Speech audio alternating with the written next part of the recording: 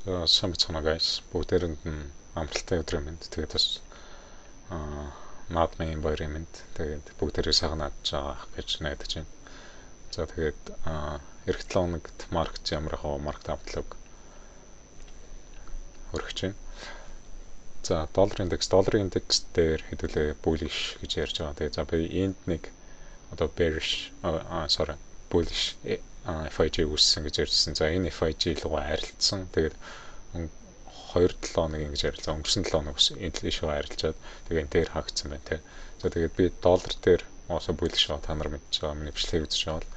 За тэгээд доллар өргөжлүүлээд 101-595 101-800 гэдэг цэг хөдлөө өргөжлүүлээд эх 7 хоногт арилжих байх гэж харж байна. За энэ 7 хоногт доллар яаж арилсан бэ гэвэл энэ өнгөрсөн 7 хоногийн хай болон лоу цэгийг авч чадаагүй. Ерөөд бол inside day гэж бид нар ярьдаг юм байна. Inside im candle байсан weekly.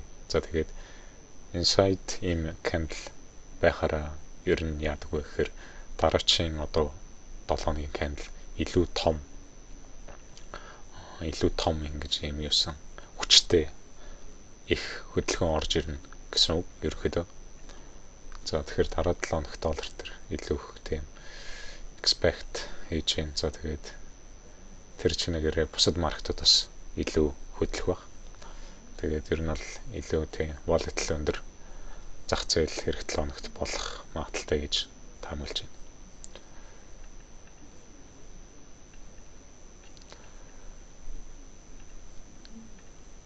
За Nasdaq дээр Nasdaq доллар хичнээн bullish болж гисэн. Nasdaq бас дагаад bullish байгаад байгаа технологийн индексүүд.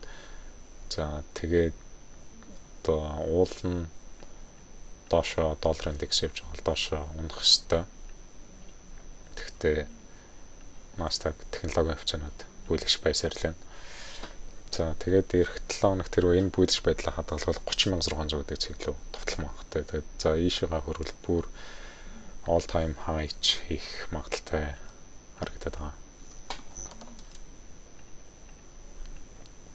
Тэгтээ яг зүгээр ингээд зах зээл маркет all time high хийгээд явж байгаад ер нь арилцах жоохон хэцүү. Тэгээд хизээ энэ bullish хөдөлгөөнд дуусаад хизээр өөрсөл орж ирэх үү гэдэгтэй. Тэгтээ яг зүгээр одоо trend is friend гэдэг шиг бид нар яг трендэд агаад bullish трендтэй бол bullish step таваад явчихсан юм. Яг гэхдээ day trader scalper хүмүүс бол яг одоо intraday volatile дотор ингээд long short арилжаанууд ороод яваад иж болдог те. За окей. Nasdaq нэг юмрхүү харагдсан. За Nasdaq дээр энд нэг юм FIG байгаа. За би энэ FIG-аас доор арилжуул илүү bearish байна гэж ирсэн. Гэхдээ энэхэн дээр support аваад ингээд арилжаад байна. За тэгээд өнгөрсөн 7 хоногт нэлээд дээр бас ингэж хаагдсан. За тэгээд энэ бас inside day бас нэгэн төрлийн inside day. За энд одоо хичнээн хэдүүлээ энэ low цэгийг энэ opening price-ыг авцсан ч гэсэн бидний энэ body энэ candle энэ body энэ bean ерөөсөө энэ өнгөрсөн 7 хоногийн range-ыг ерөөсөө тавж харилцааг байгаа. Энэ range дотроо байгаа. Энэ range дотроо бас ингээд байна гэдэг нь бос нэг төрлийн inside day гэсэн үг. За тэгээд яг доллартай адилхан. За тэгээд эх 7 хоногт бас илүү volatile хөдөлгөөнөд орж ирэх байна. За daily chart дээр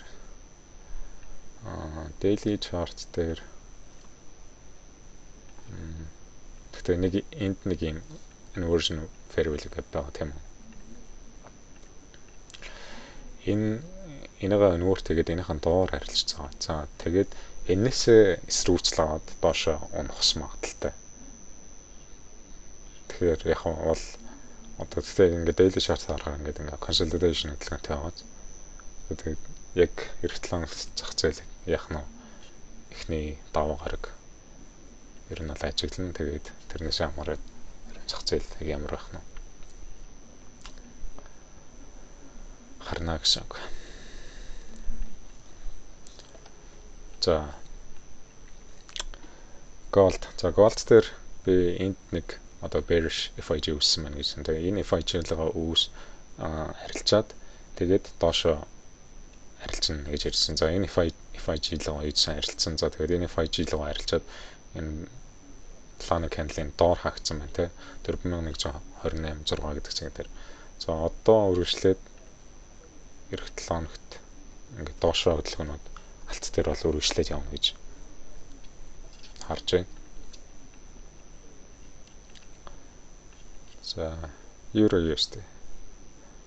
За EURUSD дээр энд нэг cap байсан. За энэ cap руугаа хүрч чадсангүй арилжиж. За тэгэхээр эх 7 хоногт ийшээ нэг зүүдтаад тэгээд доош явах боломжтой гэж харж байна. Уусаа хэдүүлээ доллар дээр bullish юмчаа. Евро дээр bearish байна.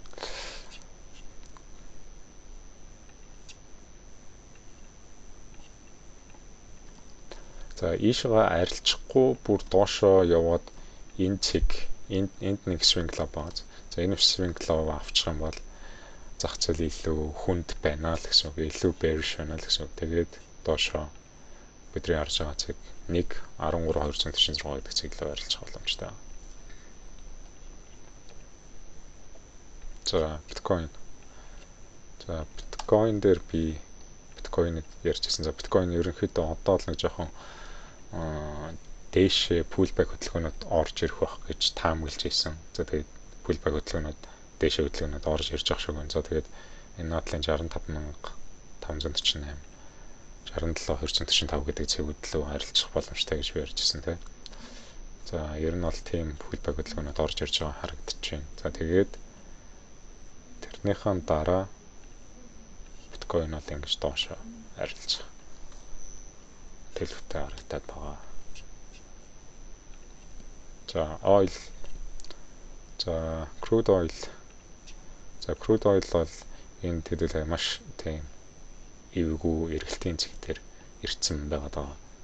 За энд нэг том gap ба тий. За энэ gap-насаа дээшээ арилжаад явах магадaltaй. За тэгээд ерөнхийдөө бол дайны нэгслээд л жоохон ойр ширүүсэж байгаа. Тэгээд тийм болохоор ерөнхийдөө бол oil буцаад дээшээ хөдөлгөөнөд орж ирэх магадaltaй гэж таамаглаад байгаа. За энд хэдүүлээ нэг FIG байгаа. За энэ FIG лугаа ерөнхийдөө арилжих байх гэж би харж байна.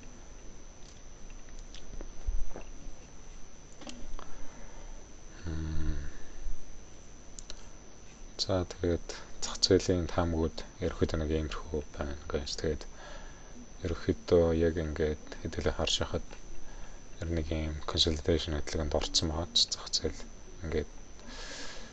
За тийм болохоор ерөнхийдөө бол хэдүүлээ аюу боломжтой арилжих хэрэгтэй.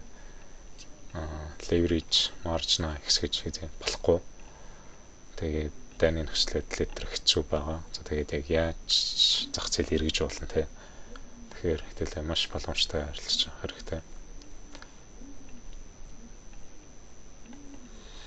За тэгээд энэ 7 хоногийн шинжилгээ нэг иймэрхүү байна. Тэгээд бүгдээрээ надмаа сайхан тэмдэглээрэй. За баярлалаа. Bye.